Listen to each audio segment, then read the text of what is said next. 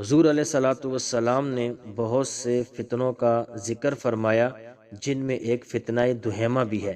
اس فتنہ دہیمہ کا مصداق کون سا واقعہ ہے اور اس سے مراد کیا ہے؟ تو حضرت شاہ ولی اللہ محدث دہلوی اس کے متعلق فرماتے ہیں کہ یہ بغداد پر تاتاریوں کے حملے اور عام خون ریزی کا فتنہ ہے۔ اس فتنے سے اسلامی مملکت بغداد اور اس کے شہروں کو تاتاریوں نے تخت و تاراج کیا اور سیاہ طوفان سے مسلمانوں کا قتل عام کیا۔ اس کی تفصیل یہ ہے کہ 700 ہجری کے درمیان بنو عباس کا آخری خلیفہ معتصم باللہ بغداد کا خلیفہ بن گیا۔ یہ شخص غیر مدبر اور امور مملکت چلانے میں نالائق شہزادہ تھا، اور اس کا ایک وزیر تھا جس کا نام القمی تھا، جو کٹر غالی متعصب علوی رافضی تھا۔ اس نے بد عقیدگی اور خب باطنی کی وجہ سے چاہا کہ بغداد پر عباسیوں کی خلافت کے بجائے علویوں کی حکومت آ جائے۔ اس منصوبے کو کامیاب بنانے کے لیے الکمی نے سب سے پہلے تاتاریوں سے رابطہ کیا اور چنگیز خان کے پوتے ہلاکو خان کو بغداد پر حملہ کرنے کی دعوت دے دی۔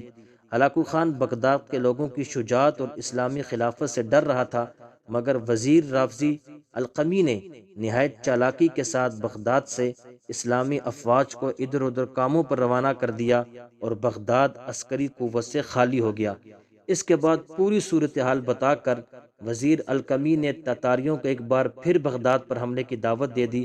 ادھر بغداد سے سینکڑوں روافظ نے ہلاکو خان کو خطوط لکھ دیے کہ آپ فوراً حملہ کر دیں، کیونکہ ہماری کتابوں میں لکھا ہے کہ ایک تاتاری سردار عراق پر قبضہ کرے گا۔ ہمارا خیال ہے کہ وہ آپ ہیں، لہٰذا جلدی حملہ کر دیں۔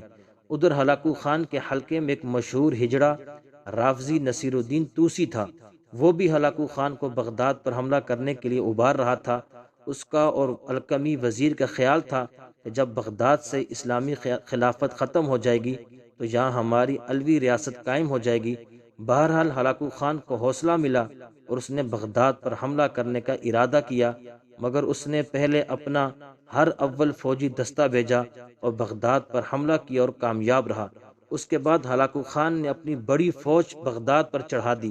محاصرہ بھی سخت تھا اور ان کا مقابلہ بھی سخت تھا۔ بغداد کے اندر سے مسلسل ہلاکو خان کو روافظ اطلاعات فراہم کرتے رہے، یعنی انہوں نے اندر سے جاسوسی کا محاذ مستحکم کر رکھا تھا۔ رافضی وزیر القمی ملعون نے عباسی خلیفہ معتصم باللہ سے کہا کہ آپ ہلاکو خان کے ساتھ مذاکرات کریں اور بغداد شہر سے باہر جا کر ہلاکو خان سے ملاقات بھی کریں، یہ نہایت ضروری ہے، وہ لوگ آپ کا انتظار کر رہے ہیں اور آپ کا اکرام کریں گے۔